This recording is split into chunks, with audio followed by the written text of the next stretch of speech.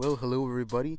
This is Uncle Louie, and I'm coming at you with a what is going to be known as the Saturday Side Series. Now, this series will not be as consistent as the regular podcast. This will be something, as the name states, on the side. So that means it'll be a bit more occasional, and the running time for each episode will vary depending on whether I get my story or my topic across in either a longer period of time or a shorter period of time. So with that being said, welcome to the first episode of the Saturday Side series. I'm your host, Uncle Louie, and so for this first episode, I thought, why don't I talk about something that it's kind of been a bother to me, or it's a nuisance. It's pestering me, and what that is dog, a particular dog. You might as well call this episode Doggy Days. I'll call it Doggy Days. Now, the reason why I brought up dog is because within the past maybe month or so, there's been this one particular dog, a pit bull to be precise, an extremely aggressive pit bull that has attacked me twice now. Thankfully, no more than that, but still twice. And so, the first time that this happened, this was roughly about 3 weeks to a month ago, maybe a little bit more than a month ago, but I'll say, just to be safe, about a month ago, where I was walking my usual route to go to my good friend Crispy Flowers' place, and I'm there walking, and I pass by, I have a specific route that I take to shorten the distance and to, get to Crispy Flowers' place a lot quicker. And I passed by a lot of houses, like little bits of the neighborhood here and there and stuff like that. So no harm to it, no foul. Now, in this one particular night, I was walking past, and I thought it was going to be just like any other night.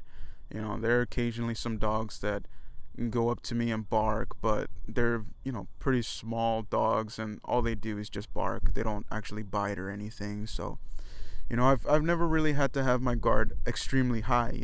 Every still up, but just not as strongly and not as intensely. Little did I know that on that particular night, as I'm walking by, I kind of passed that particular house that will be the focal point of this story, and I'm already past it, and I'm already about 75% of the way on my route to Crispy Flowers' place. And then all of a sudden, out of the midst of the many dogs, about 2 to 5 dogs that came out, they were just little dogs, little dogs. Like, I want to say there was a Chihuahua in there somewhere, and other, like, just small dogs, non-threatening dogs. All of a sudden, as if like a bull out of nowhere, like a demon coming from the shadows, and I'm not exaggerating, this pit bull, this white pit bull, or I can't exactly remember because it was dark, but I believe it was a white pit bull with some brown spots, or it could be the other way around, a brown pit bull with some white spots. One of those two. Regardless, it just came charging at me out of that particular house that I had already passed maybe a few seconds earlier. And I'm there thinking, like, dang, this dog looks pissed off. I mean, like, pissed off, as if someone put the hottest pepper in their mouth and it's just going on a rampage. Like, it was running, had a beeline straight for me, right there, just ran straight towards me. And I'm there thinking, it's probably just gonna be like the rest of the dogs. Mistake number one, big mistake there. I thought it was gonna be just like all the other dogs, just gonna bark and maybe just try to be a little aggressive but not really bite. Just bark and it'll be innocent, and as soon as I walk far enough, it'll leave me alone. Boy, was I wrong. Severely wrong. Because not only did that dog come at me with full intentions to harm, but that dog actually bit my leg. No joke, it bit down on my leg. Luckily, I was wearing some sweatpants, so I had some sort of protection in a sense. Not thick sweatpants, but thick enough to not make the wound as severe as it needed to be. Cut down the impact because they were pretty thick. Not to the point of like a super cold winter jacket, but they were thick enough to at least take a good amount of the weight of that bite. Because that bite, I'll tell you, that pit bull bit down and held for like 10 seconds, and I was counting. Felt like an eternity, but I was counting because I'm like that. Sometimes when something happens, I count how long it happens for, just for story purposes. Should I ever need to, you know, tell the story to maybe a policeman or somebody or the owners. It's a thing I do. But it was a whole 10 seconds that dog had bit me on my right leg, pretty close to the ankle, lower part of my leg, and it wouldn't let go. And I was, shaking my leg around. And just as I was about to kick it with my left leg, again, quick side note, I do not condone the violence against animals, but if an animal attacks me, I will not hesitate to harm that animal as much as I need to get it away from me or to get myself out of harm's way. And I think that's a fair assumption to say. No matter how much you love animals, if you're being attacked by one, you do what you need to do to survive and to either not get harmed or bring the harm down to a bare minimum or as much as you can. Back to the story. So this pit bull has my leg, bitten on it for 10 whole seconds. I'm moving my leg around, maybe trying to see if it'll let go or lose its grip. It was not. It was crunching down harder. It started hurting quite a bit. Thankfully, my pain tolerance is pretty high, so I wasn't freaking out over it. But I was feeling some of the pain at that point. It was starting to really set in, and so I decided, within that 10-second period, towards the end of it, I should say, I tried to use the one free leg that I had, which was my left leg, even though I knew that this action, kicking the dog in the face, essentially. That's what I was planning to do, to try to get hurt enough so it could let go of my leg and maybe just run off. That was my hope. And so I knew that trying to kick the dog in the face would potentially, there were two outcomes out of it. Either I would have the right leg stable enough, despite the pain I was going through, it would be stable enough on the ground to, for me to be able to kick the dog and not fall, or otherwise, inversely, I try to kick it, I fall down. So it had its risks, but all I could think about at that point, besides counting, was I need to get this MF dog off of me, because this is starting to hurt, and it's actually biting down and pierced my skin, and it hurts a lot. And so I try to kick it, but just as I'm about to hit the dog, it lets go, is like almost within a split second, lets go and backs off, and it runs away. A little bit, like in a sense runs away, like it backs off. And thankfully a car was coming to pass by the street that I was, along my route, the street that I was taking, and it scares the dog off. And those people ask me if I'm okay, blah blah blah, and I tell them, yeah, I'm fine. And it's like, just tell I knew that those people knew the owners of the dogs. If anything, they were probably the family of that dog, the owners, but they were like the kids. And I use kids loosely. One of them I think was like a teenager, 15, 16, and the other one I think was like 20 something. They looked older, but still they were the children of like the parents who lived in that house and who owned the dog. And I told them, they asked me what's wrong. It's like, what happened? And I told them, This dog just came out of nowhere and just bit me for a very long time. It was extremely painful. And, me being forgiving, I try not to be, I try to have a collected mind at all times. And I'm very proud of that. So I thought to myself, well, at least while I was talking to them, I was thinking in my head, I'm not going to overplay this too much. I'm fine. I can still walk. I was limping for a good while, maybe like for the rest of that night. I was limping, but nonetheless, I knew it wasn't anything completely serious. I could still walk for the time being, and I didn't feel any kind of break in the bone, nothing excruciatingly painful. So I thought, well, it's a harmless fun. Maybe there's like one or two little mini cuts, and that's about it. So I tried to let it go. Give off, kind of as a warning, just say, just make sure to tell the owners of that dog to keep the dog on a leash.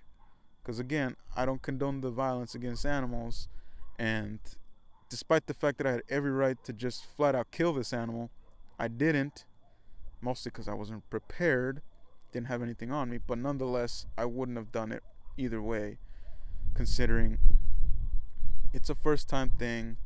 And afterwards I was like, you know what, I'll let it go this one time, and let bygones be bygones, and have faith in the owners that they'll put this dog on a leash or keep them inside their home. That was the hope, and that was the faith that I had in the people. So that passes on. I get to Crispy Flowers place. I check out. I had, and at this point I still haven't checked out how the severity of the bite, the cuts essentially. So I lift my sweatpants up from the leg, and I see that there's 3 bite marks on one side and 2 on the other, and on the side that had 3, there was a little bit of blood, but it wasn't, the cuts weren't too deep, so it was okay. But on the other side of my leg, where it had the 2 bite marks, those were pretty deep, and there was a lot of blood coming out. I'm not saying gushing, but there was a good amount of blood pouring out of that. Like I said, it wasn't extremely severe, but there was quite a bit of blood coming out. Nothing that I'd have to get like a huge towel and keep pressure on to stop the bleeding. No, but there was, like I said, there was blood coming out, more than just a small little paper cut. Like there was a little bit of blood out there. And so I was like, you know what, and I did get angry afterwards, extremely angry, but I just thought, you know what, I'm gonna let it go. And I talked to the family, or at least the children of the owners, and they'll definitely tell their parents about it, and everything will be all right from then on.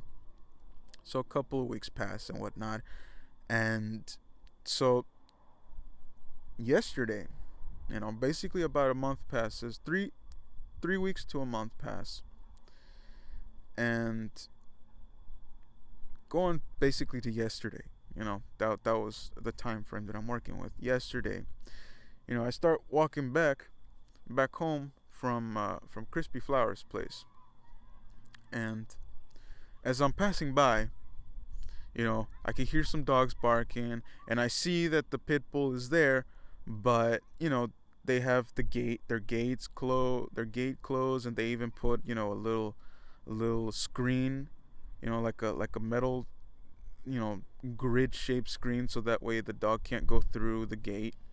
So I'm there thinking like, okay, it's safe. And it wasn't the first time I had seen it. Like I had seen that they haven't exactly put the dog on a leash, but they did make other necessary they took other necessary precautions to prevent that dog from escaping. So I thought, no, it's okay. So I passed by the house, and not even maybe like 5 or 10 seconds after I passed by the house, now I'm technically assuming on this, and I could be wrong, but the way that it appeared to me, because I was just looking at that dog, because I don't like that dog. Again, it already bit me once, and it wasn't a great experience. So I'm always on red alert when that dog is there, and I usually just keep watching that place until I get far enough to the point where I know, okay, I'm safe. So I kept, as I was walking past the house, I still kept looking at the gates and everything just in case something were to happen. Well, as I'm looking at one of the gates, one of their smaller gates, I noticed that it just opens, and this dog managed to get, this pit bull managed to get out of the house or out of the property and just run straight towards me, and trying to bite me again on the same leg. Ladies and gentlemen, on the same leg it tries to bite me. And this time I'm in an even worse predicament, because as I'm trying to back away from the dog slowly and try to still at least kick that way to keep the dog at a distance, I trip, I fall on my back, and I'm just there lying on the street, and with this crazy, extremely aggressive pit bull who has already bitten me once, who's right there in front of me at the around near my legs. And essentially, you could imagine my thoughts at that point being, holy beep, fill in that beep for yourself, but holy beep, I'm on the floor, I have nothing to fight with, all I have are my fists and that's it, but I don't have any weapons, I don't even have a rock, and I'm lying on the street, and this dog is extremely aggressive and will not back down. In my mind, all I'm thinking is, this dog is gonna maul me to death. That's what I'm thinking, because this dog had no problem biting my leg, didn't even hesitate, just crunch and bit, or I should say snapped on my leg. Not that my leg snapped, but bit down on my leg. So if it didn't even hesitate to do that, I can't imagine the type of damage it would do while I'm defenseless lying on the ground. But and again, ladies and gentlemen, I want to say, before I get into this next part, that even though I will not talk about this either at all on the main podcast channel, and I'll try to keep it to a minimum here on the Saturday side series, I am a religious man. I believe in God and whatnot, and I have a pretty strong faith. And I promise you that as I'm lying on that ground, by the way, and I got a pretty nasty cut on my knee because I fell on one of my knee and I landed on a very sharp rock, so it cut up a part of my knee pretty badly. Not severely, but it did have more bleeding than I thought it would. That one was actually kind of gushing for a little while, maybe like a good 5 minutes. It was actually kind of gushing a bit of blood, not a bunch, but a bit. And then throughout the rest of the night, there was occasional bleeding that still set until it dried up and the wound closed. But either way, as I'm lying there on the ground, completely defenseless, and just legitimately expecting to practically die by being mauled to death by this dog, all of a sudden that dog just goes away. It just goes back to its house. And I didn't hear anybody call out to the dog, so and it was pretty late in the morning. I'm talking about like 2 in the morning, ladies and gentlemen. So the owners were dead asleep. There's nobody there, and I consider this phenomenon to be a miracle, to be an act of God trying to save me. And as I'm watching this happen, first thing, I fall on the ground, I'm defenseless. This dog keeps going towards me, but then all of a sudden it just turns around and just walks back to its property, to its home. And as I'm watching this, I'm thinking, what's going on? I'm glad the dog didn't attack me, but why did it go back? It's not like I was swinging anything. I was practically just holding myself up because I just fell and my knee hurt, so I couldn't even get up I couldn't even move that well at all. I was an extremely vulnerable position, no weapons, nothing. I couldn't defend myself with anything. I didn't even have a single rock in my hand to at least try to put a fight. I was basically as vulnerable as someone can be in that position or in that predicament. And this dog just all of a sudden turns around, and I'm just thinking, what happened? And at the same time, I start thinking, this is a miracle. And you heard right, ladies and gentlemen. I was legitimately thinking, this is a miracle. Because if it wasn't for that miracle, I can honestly say that I'm not even sure I would probably be here right now. There's a high probability that I could have still been here, but I would have been in such a severely beaten up, cut, bit. Who knows what would have happened to me? Because that pit bull just had no sympathy. It was like a demon, and I will still say that pit bull is has a little bit as evil, has a demon inside it. You know, can't confirm that, but that's the way it looks to me. But if it wasn't for that miracle, I don't know where I would be right now. I'd probably be in the hospital, if anything, and possibly in a life-threatening situation, considering all the spots that dog could have bit me. And if it would have bit me in my neck, that's it. Game over. I'm dead. I'm dead. I wouldn't be here. There wouldn't be any more me. No more Uncle Louie. Dead. No more podcast. No more music. No more life. That's it. But like I said, thankfully that miracle happened, and as I got home, and I'm a pretty strong-minded person. I'm a pretty strong-minded guy.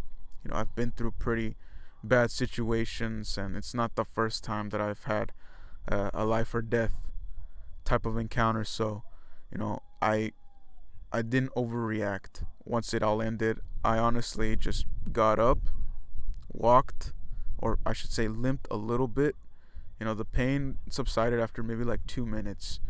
But, I basically continued my walk back home, and, calmly. Because like I said, it's not my first encounter with a life or death situation involving me. But, I walked back home, didn't think much of the actual attack, so to speak. But the only thing that kept going through my head was, how, why did this dog leave? Like, what caused this dog to leave?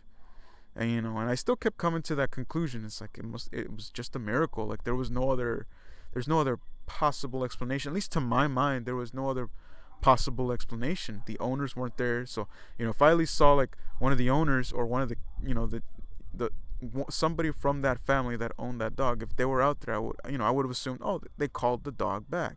But no, nobody out there. Everybody was inside, probably asleep. Nobody. It's just me and that dog. That's all there was to it.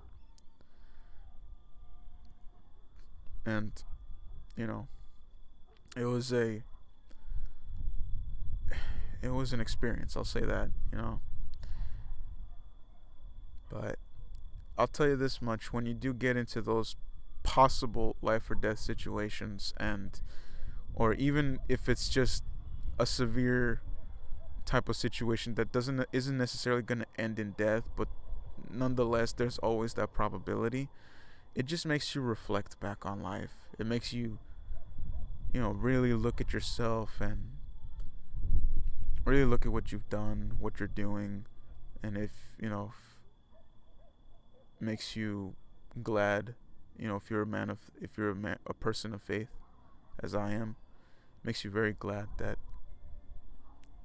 God is up there, watching over. It's proof enough. It's all the proof I need.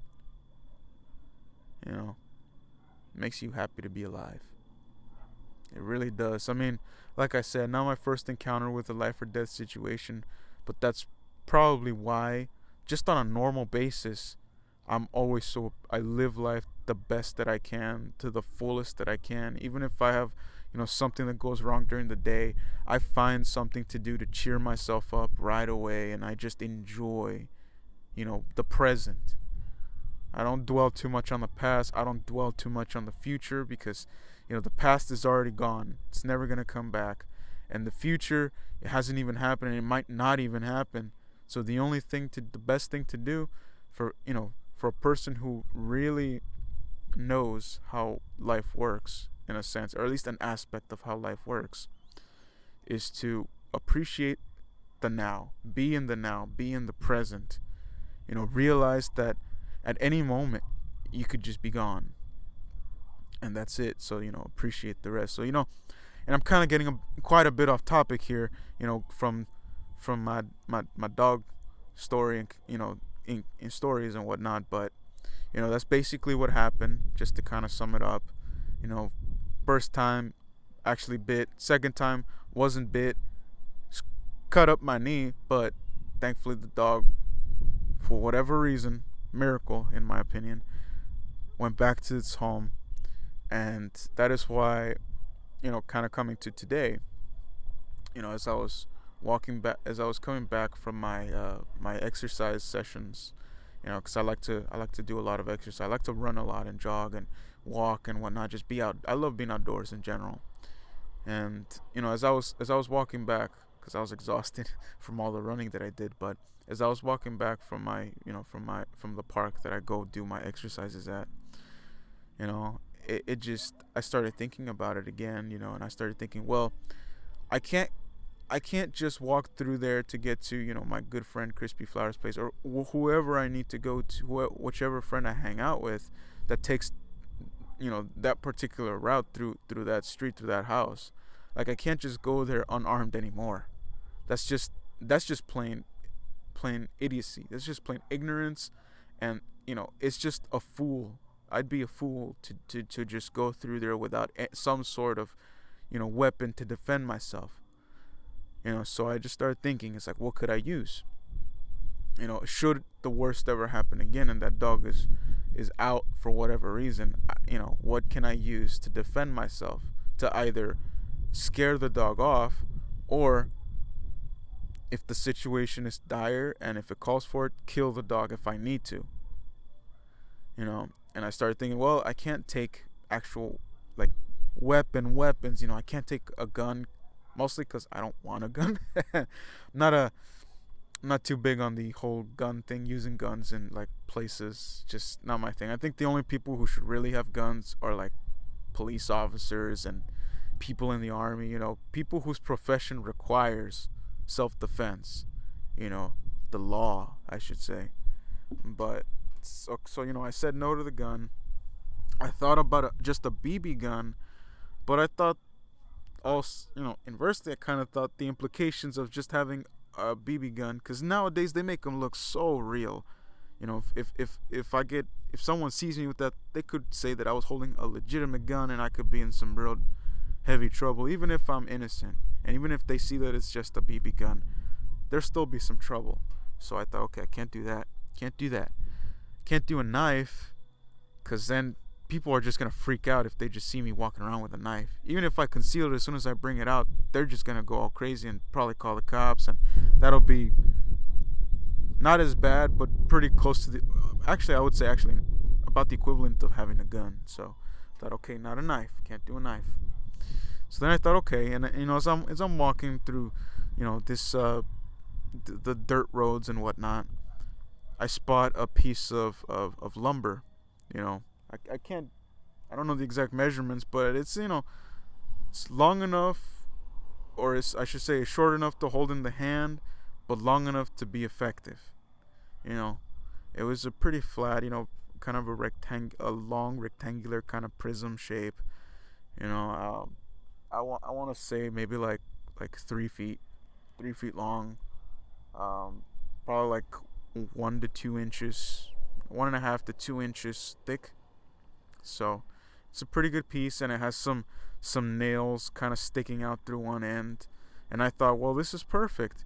I could just say that I'm, if I am caught with this, I could just say I'm taking it to a friend's house or something, to make up an excuse. Just say, I found this piece of wood and I'm just taking it to a friend's house, or it's I'm just taking it home, or for whatever. Just I could come up with something, and it could be passable because it's just a piece of lumber.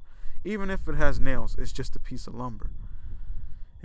It's not as malevolent looking as or as threatening as a full-on knife or a full-on gun or even a BB gun that looks like a real gun. You know, I can get away with that, and I guess from now on, I'm just gonna be taking that piece of lumber with me every time I go through I go to wherever I need to go, and if I pass by and I know I want to pass by that place, I'm gonna take that piece of lumber, maybe until I can get a bat or something, but I'm gonna take that piece of lumber as a weapon for self-defense. Should that dog ever try to attack again, that dog isn't gonna come out unscathed anymore. I promise you that. And again, I don't condone it, but there's no other choice. It's already twice that dog's attacked me. The second time could have been a life or death situation. I think that's enough for me to know that the owners are not doing they're not doing their job and keeping that dog in and keeping it out of harming other people. And one other thing, kind of to go back on the story, going back to last night, just a quick little add-on. It'll take just about a minute. But again, this could be me assuming, but I strongly, strongly believe that I saw, as I saw the dog coming out, that I saw someone try to open, or someone opening that gate in which was holding back the dog. So this could be something that was intentional by that particular household, someone in that household that wanted that dog to attack me. I don't know. I'm more than sure I know what I saw, and I could have sworn I saw somebody try to open that door, because that's what it looked like to me. So either way, they're not doing their job as responsible adults and responsible citizens of the neighborhood itself, because there's children in the neighborhood, and should that dog get loose and kill a child, I don't think they'd be pretty happy on that, and I don't think the parents of that child would be very happy either. There's no reason to have an aggressive dog of that nature in this particular neighborhood, considering the amount of children that actually live here. And if it bit me, and I'm an adult here, a young adult, but an adult nonetheless. If it bit me without hesitation, and it hurt me to that point, I can only I don't even want to imagine what it could do to a little child.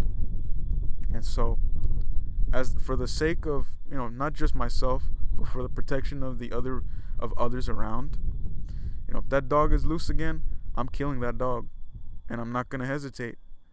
And that family, they already know. I haven't said anything, but they know. They know. It's like they'll know. They know. It's like, okay, your dog's loose, and they'll see me. I'm pretty sure they've already seen me pass by with that piece of wood with nails at the end, and I grip it hard and I get ready to hit. Should that dog come out, I'm ready to strike. So they know I'm not gonna play around. I'm not gonna let it go. I'm not gonna, be passive about it. That dog comes out, I'm killing that dog with everything I have, and I'm not gonna say sorry for it, because I gave, to the family, I gave them the opportunity to fix the problem, to get the dog on a leash. I even suggested that they get the dog on a leash or something, or a chain, whatever. Keep it out of the way, in a sense. Keep it restrained. That was the correct terms. Keep the dog restrained. That's what I already mentioned. If they didn't take my advice, they have to deal with the consequences of their negligence. And so, with that, I end this first episode of the Saturday Side series. Don't forget to like, comment, and subscribe. And for all of you out there, this is my piece of wisdom from Uncle Louie. Be safe. I'm not saying carry the most dangerous weapon out there, but if you know that there's some sort of dangerous animals around your area, and if you walk through maybe whatever time of the day, and that dangerous animal gets loose sometimes, try to have something to protect yourself. Should anyone question why you have whatever you have, tell them, look, there's a dangerous animal there For whatever reason, they're not, the owners are not doing their job restraining that animal. I'm not going to take chances. I don't want to die. I don't want to get hurt. If it's between me and the animal, I'd rather the animal die. That way everybody will be fine. You know, just be careful out there. There's a lot of crazy wild animal, not wild, but crazy animal, aggressive animals that people just get the get inside their mind that they have to own for stupid reasons, in my opinion, like protection of the household. That's the one I hear the most. That's probably why those people got it. I don't know. I think it's ridiculously stupid and idiotic, and it's a threat to everybody around you. It's like, it's not protecting your home, it's harming innocent people, innocent citizens passing by. What kind of help is that? So again, just this is Uncle Louis saying, just be careful out there. Just be careful, keep an eye out, always be on alert. Always be on alert. Never let your guard down, even for a second, until you're at the place where you need to be, and then you can relax. But either way, never let your guard down. Be safe. This is Uncle Louis saying good night, goodbye, and take care, everybody. Really, take care. And I'll see you on the next one.